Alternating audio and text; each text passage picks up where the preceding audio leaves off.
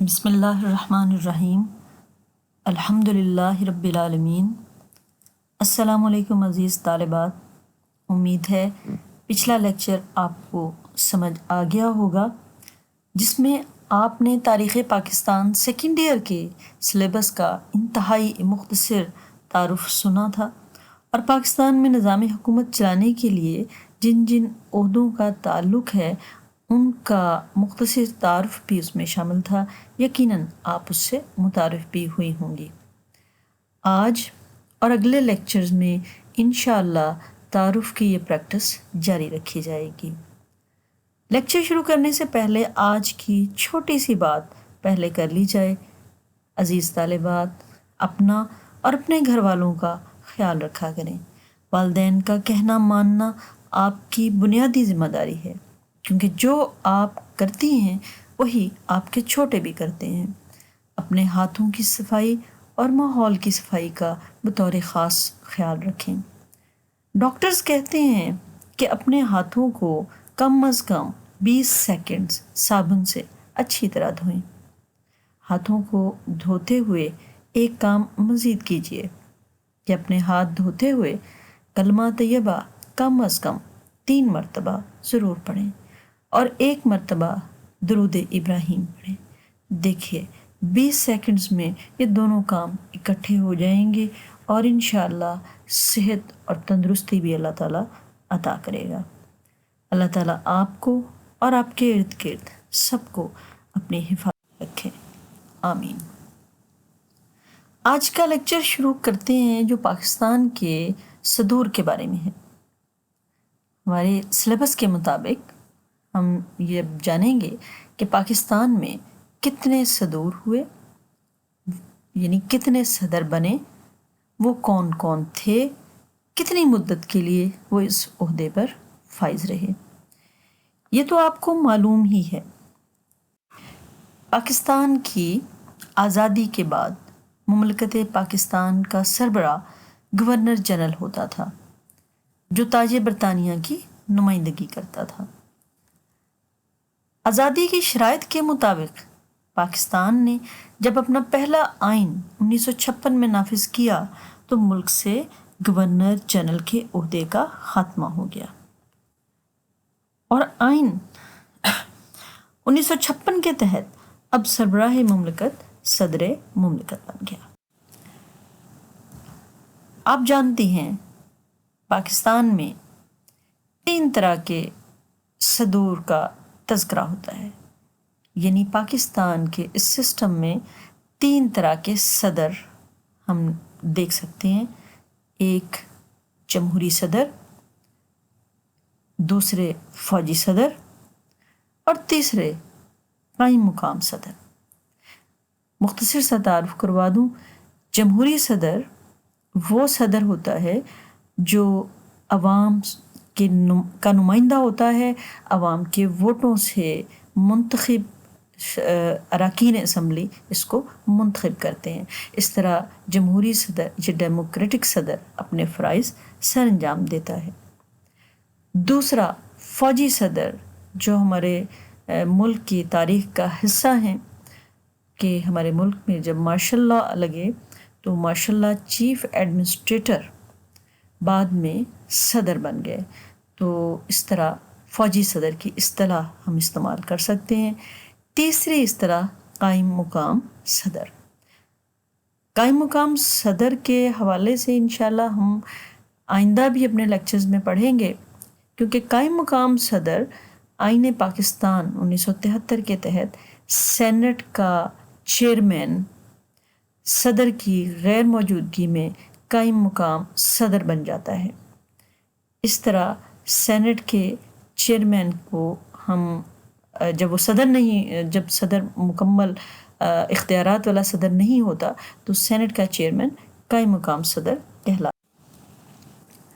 ہمارے ملک پاکستان میں ہم دیکھ سکتے ہیں، آپ کی جنرل نالج کے لیے ہے یہ بات، کہ پاکستان میں ٹوٹل 1947 سے 1956 تک گورنر آئے تھے، گورنر جنرل، اور 1956 سے آج تک کتنے صدر بنے۔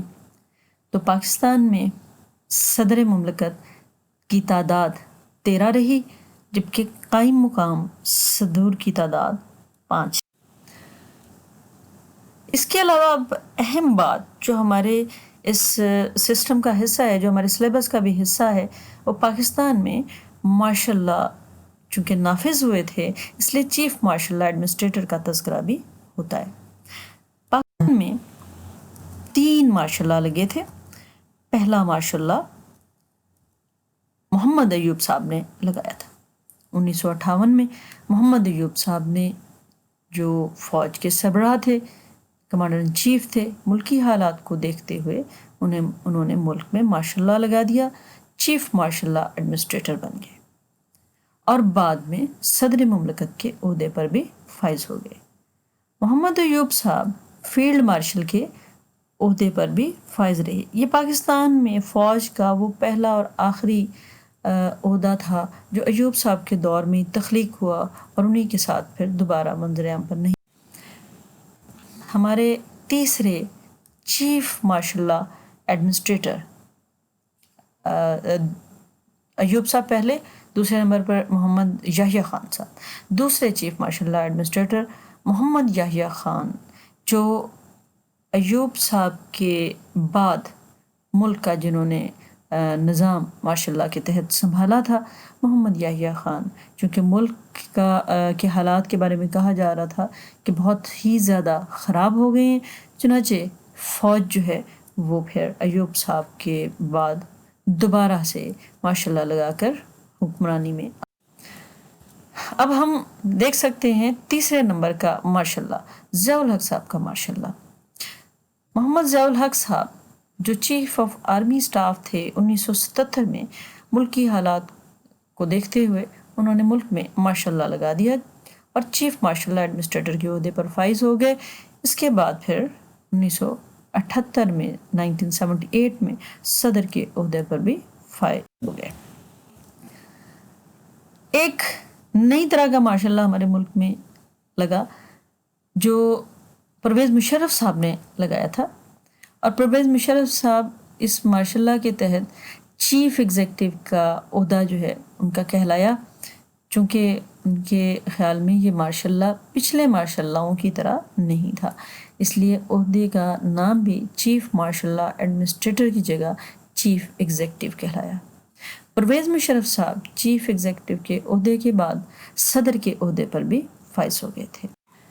اگلی ہماری ایک اہم انفارمیشن کہ ہمارے ملک میں civilian chief martial law administrator نے بھی کام کیا ہے۔ ذوالفقار علی بھٹو صاحب پہلے اور آخری civilian chief martial law administrator تھے۔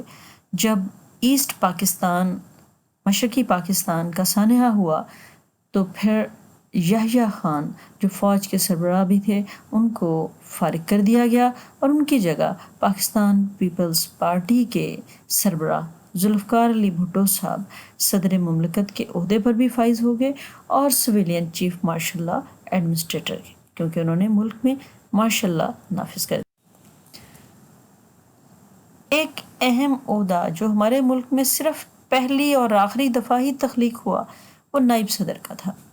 نور الامین صاحب جو بنگال سے تعلق رکھنے والے پاکستانی انتہائی بہترین قائد اعظم کے ساتھی، انہوں نے پاکستان میں رہنا پسند کیا اور انہیں نائب صدر کے عہدے پر فائز کیا گیا۔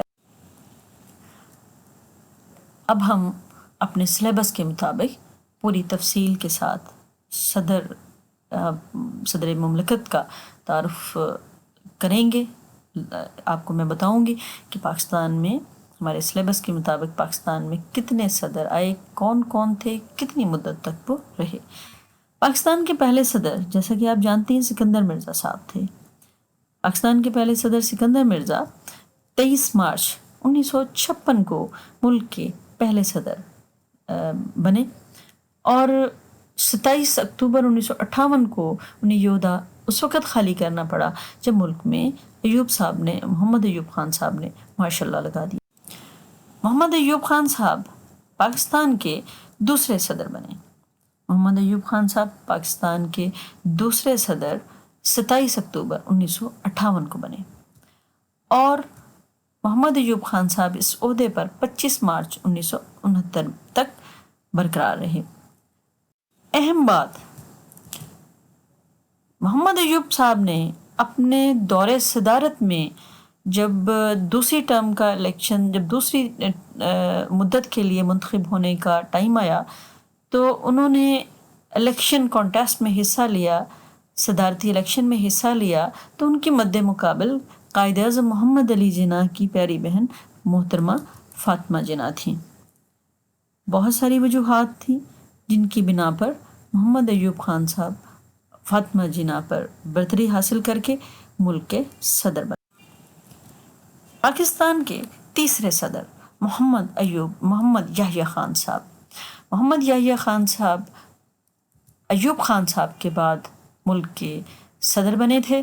25 مارچ 1969 کو ایوب خان نے انہیں چارج دے دیا تھا صدارت کا، اور یہ فوج کے سربراہ ہونے کی حیثیت سے ملک کے مارشل ایڈمنسٹریٹر بھی بن گئے اور ملک کے صدر بھی بن گئے۔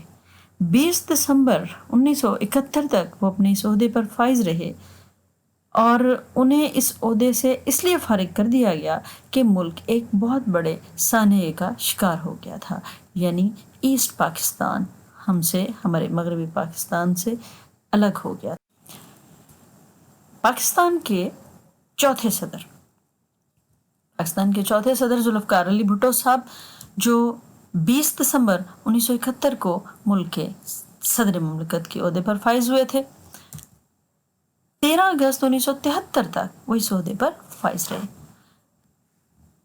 ذوالفقار علی بھٹو صاحب نے پاکستان کا 1973 میں آئین بنوایا، اور اس آئین کو 14 اگست کو نافذ جب کر دیا گیا تو اس آئین کے تحت 1973 کے آئین کے تحت ذوالفقار علی بھٹو صاحب نے 13 اگست 1973 کو صدارت چھوڑ کر وزارت عظمیٰ جوائن کی۔